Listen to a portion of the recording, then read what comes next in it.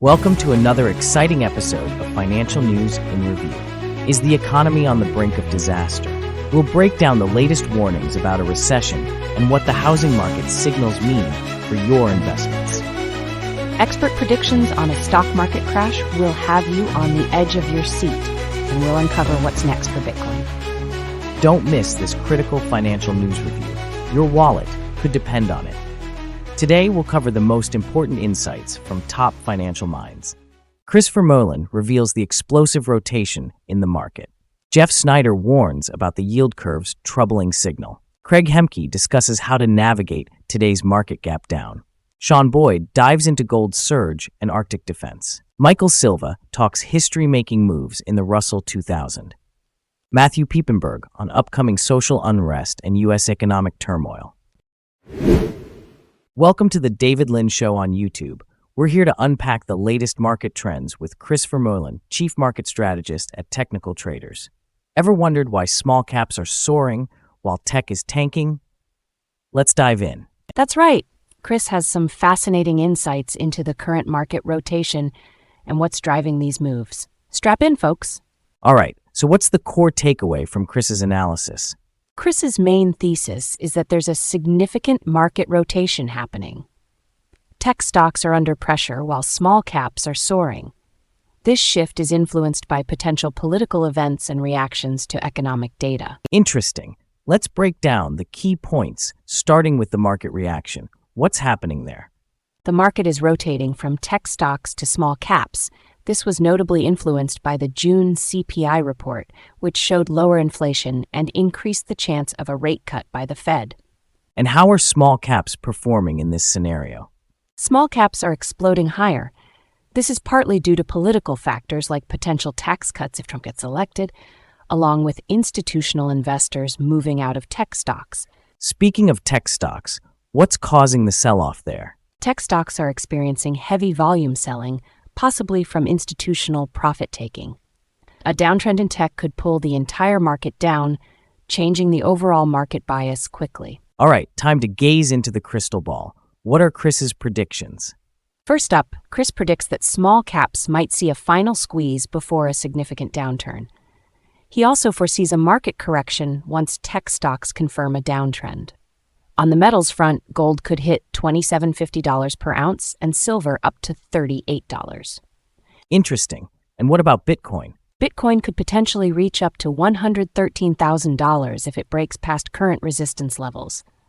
Talk about a moonshot.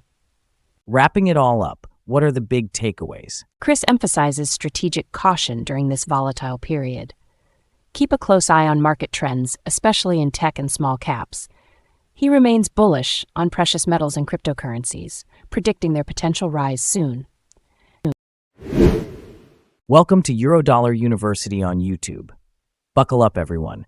Jeff Snyder is breaking down what the latest movements in the Treasury market mean for us all. And let me tell you, it's not your typical bedtime story. Absolutely. This episode dives into an essential milestone in the Treasury market. And trust me, it's more exciting than it sounds. Jeff's got the insights we need to understand what a bull steepening yield curve really indicates about our economic future. Okay, hit me with the main point. What's this bull steepening, and why should we care? The core thesis is about bull steepening. Basically, it's when short-term yields fall faster than long-term ones, signaling fear and flight to safety. This pattern points directly to a classic recession scenario, not concerns about inflation or government deficits. Got it. Let's break down those key points Jeff discussed. Start with the yield curve. Sure thing. Bull steepening is happening when short-term yields like the 2-year bond fall faster than long-term ones like the 30-year bond. This isn't good news. It's an indicator that investors are scared and looking for safe places to park their money. And what's the mainstream media missing this time? A lot. They're pushing theories about the Trump trade and inflation fears, which are missing the mark entirely. Jeff points out that what we're really seeing is classic recession signaling, not a deficit or inflation issue. Interesting. So this has happened before, right? History loves to repeat itself. Exactly. Jeff digs into the 2006 example where similar yield curve behaviors preceded the global financial crisis. Back then, deficits didn't matter much to bond markets either. They were focused on economic fundamentals. Sound familiar? Totally. Now, what about our current economic indicators? Here's where it gets dicey. Declining retail sales and consumer credit are screaming recession. Banks are also loading up on treasuries and cutting consumer and commercial credit, more signs pointing to the same conclusion. All right, crystal ball time. What does Jeff think is going to happen next? First up, Jeff predicts that this continuous trend toward bull steepening is a big red flag for an upcoming recession. And secondly, contrary to media noise, it's clear that inflation and deficits are not what's driving these market movements. Wrapping it all up, what are Jeff's final thoughts? Jeff concludes that the Treasury market's behavior, specifically bull steepening, is signaling imminent economic issues. It's not about deficits or inflation, it's about more immediate economic and financial concerns. The yield curve should be your go-to for reliable economic warnings, not the mainstream media. Welcome to the Technical Traders, where we decode the chaos of the financial markets so you don't have to. Today's hot topic is Big Gap Down today, what it means and how to play it. Our market maestro, Craig Hemke, is here to break down the madness. Absolutely.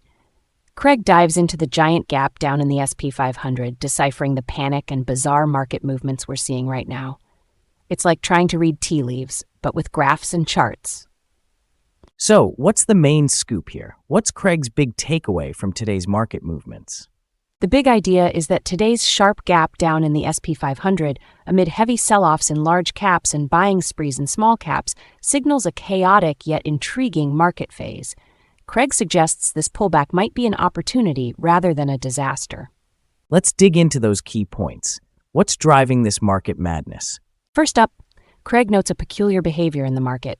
Big sell-offs in large caps, but money piling into small and mid caps. It's like seeing Goliath lose and David win all in one day. And the indicators, what are they saying about this panic? Indicators are flashing red. Elevated fear, spiking pre-market volumes, and a general sense of everyone's rushing for the exits. Craig points out this panic might actually set up a sweet rally once the dust settles. How are other markets and commodities reacting to this turmoil? Interestingly, while the Nasdaq is getting hammered with a 1.5% drop, the dollar is trending down and gold, the ever-dependable defensive player, is ticking upwards. It's like watching a really tense relay race. Gold miners and oil, any bright spots there? Gold miners are holding steady, which is a good sign amid the chaos. Oil, however, is a mixed bag. Bargain hunters are stepping in for now, but Craig is bearish long-term. It's like a tug of war over a barrel. And the Russell 2000, what's up with the small caps? Craig thinks small caps might be benefiting from hopes of favorable policies, but he also warns this sector could fall hard. It's like everyone's rushing to a party that could get busted any moment. All right, time to dust off the crystal ball. What are Craig's predictions? Craig predicts that after this initial panic-driven pullback, we might see a rally as gaps tend to fill back up. But he's also cautious, warning that breaking key support levels could trigger a snowball effect of selling. Basically, expect a roller coaster. What about sector-specific insights? Craig sees short-term rebounds in oil thanks to bargain hunting, but remains bearish in the long haul.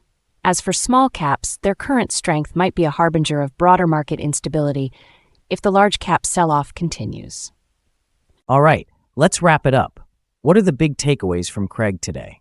Craig emphasizes the need for sticking to the trends and managing positions carefully. Today's gap down might be a panic moment, but it could also offer exciting buying opportunities. Long-term market health will depend on how it handles these key thresholds and broader economic signals. So keep your charts close and your strategy closer. Welcome to Kitco News. Today, we're diving into the fascinating world of gold prices and Arctic defense. Our guide, none other than Sean Boyd, chair of Agnico Eagle Mines. Exactly. Boyd is here to spill the gold beans, from what's driving the latest rally to how mining is crucial for North America's Arctic strategy.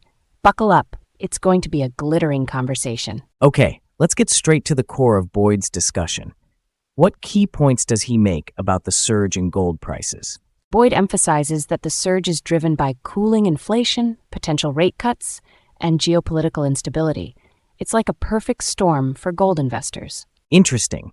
And what role do central banks play in this? Central banks, particularly from countries contributing to world instability, are buying up gold, which adds another layer of demand.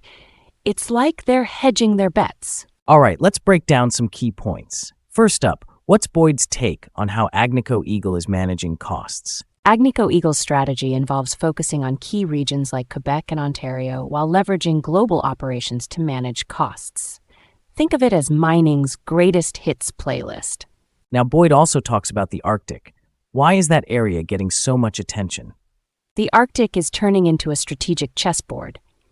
Boyd highlights its importance for North American defense and resource development, especially with interest from global players like Russia and China heating up. Got it. So it's not just about gold, but also geopolitics. Exactly. With Canada ramping up investments in Arctic infrastructure, it's clear that mining isn't just about minerals, it's about strategy and security. Let's talk predictions. What does Boyd foresee for gold prices? Boyd believes that as long as geopolitical instability and money printing persist, gold prices will stay strong. It's a safe haven in stormy seas. And what about Arctic development? He envisions more collaboration between governments and the mining industry. This could unlock the Arctic's potential and bolster North American defenses. So, what's the takeaway from Boyd's insights? Boyd underscores the importance of strategic thinking in mining and defense. By focusing on cost management and Arctic development, Agnico Eagle aims to lead in an evolving landscape. He's calling for more government-industry teamwork to unlock some serious potential. Welcome to Figuring Out Money. Today's episode is a wild ride through the stock market where history has literally been made. Our expert today is Michael Silva, who's here to break down a day of historic movements in the Russell 2000 and what it means for other indices like the S&P 500 and the NASDAQ. Absolutely. Michael Silva brings a treasure trove of insights into what just happened and what it might mean for the future. Hint, buckle up. So, what's the main takeaway from Michael Silva's analysis? What's making history today? The core thesis is that the Russell 2000 closed at an extraordinary 4.4 standard deviations from its 50-day moving average. This is unprecedented among major U.S. indices and signals major market volatility ahead. Let's break down those key points, starting with the Russell 2000 explosion. What's the buzz there?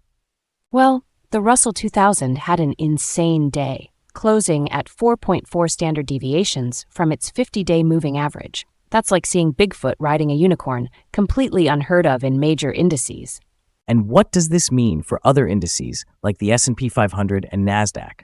Silva explains that while the S&P 500 and NASDAQ haven't seen moves as extreme, they are also exhibiting increased implied volatility. This suggests we could see some big market shifts coming up. Interesting. How do interest rates factor into all of this? Great question. As the Federal Reserve continues its rate tightening cycle, market patterns show upticks followed by pullbacks. Plus, a 90% probability of rate cuts in September could further shake things up. All right, time for some predictions. What does Silva foresee for the market's future? First off, brace for continued volatility. Given today's incredible move in the Russell 2000 and the rising implied volatility, markets could see further dramatic movements.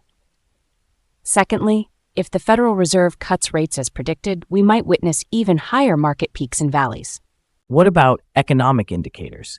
Anything we should pay specific attention to? Absolutely. Indicators like the manufacturing PMI and the copper-gold ratio suggest economic contraction.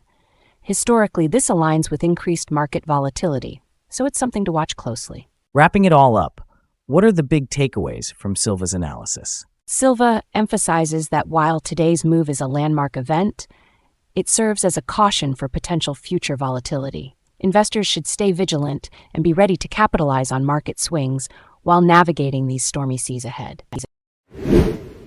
Welcome to the David Lin channel on YouTube. Today's explosive topic: are we witnessing the dawn of the U.S. becoming a banana republic? Matthew Piepenburg, partner at Von Greyerz AG, joins us to break it all down. Exactly. Piepenburg pulls no punches as he discusses the financial stress and social unrest all fueled by our ballooning debt and currency debasement. Buckle up, folks. It's going to be a wild ride. So what's the big idea here? What's Piepenburg really getting at about the U.S.? The main thesis is that the U.S. resembles a banana republic due to escalating debt and inflation. Our short-term policies to look politically sexy have debased the currency, creating financial and social stress that neither Biden nor Trump can easily fix. Let's break this down. What are the key points Matthew touched on, starting with social unrest? He mentioned that social unrest is tied to a global debt crisis. He's visited 11 countries and sees the same issues. Currency debasement and inflation lead to widespread unrest. This isn't just a U.S. problem. Germany, France, and Eastern Europe are feeling it too. What about the debt crisis? Piepenburg notes a historical pattern. Debt crises lead to market crises, currency crises, and ultimately social upheaval. He blames the Fed and politicians for focusing on short-term political gains at the expense of long-term economic health. And the 2024 election. What's cooking there? Matthew thinks Trump's chances are strong, especially with high-profile support. However, regardless of who wins, expect more volatility. Piepenburg believes Trump appears more presidential, especially after recent events and endorsements from figures like Bill Ackman and Elon Musk. What's Matthew predicting in terms of market behavior? If Trump wins, we'll likely see positive market reactions. His policies on deregulation, tax cuts, and pro-oil stances make investors happy. But remember, the economic scene in 2024 is way more complicated than back in 2016. And social unrest. Global debt, inflation, and political divide ensure social unrest will continue no matter who's in office. Strap in, it's going to be rough. All right, wrapping this up, what's the final takeaway? Piepenburg warns about more social and economic volatility. No leader will magically resolve these issues overnight. It's time to acknowledge our harsh reality and prepare strategically. Sound advice, indeed. Today, Chris Vermeulen highlighted a massive market rotation favoring small caps, but warned about an impending downturn. Jeff Snyder's analysis of the yield curve reveals a recessionary warning, pointing to economic downturn rather than inflation concerns. Craig Hemke advised caution amid today's market gap, suggesting potential buying opportunities during panic selling. Sean Boyd connected gold's surge with Arctic geopolitical dynamics, emphasizing strategic defense investments. Meanwhile, Michael Silva noted historic moves in the Russell 2000, hinting at future volatility. Finally, Matthew Piepenburg forecasted continued social unrest driven by economic strain, advocating strategic preparedness. While all experts foresee economic challenges, their predictions varied on specific sectors and asset classes. Stay tuned for more insights from Financial News in Review. Like and subscribe to keep up with critical financial updates. Thanks for watching Financial Analysis in Review for July 17th, 2024. If you'd like more time-saving content, please remember to like and subscribe. If you have ideas for more channels you'd like to see summarized, drop a comment below. See you next time.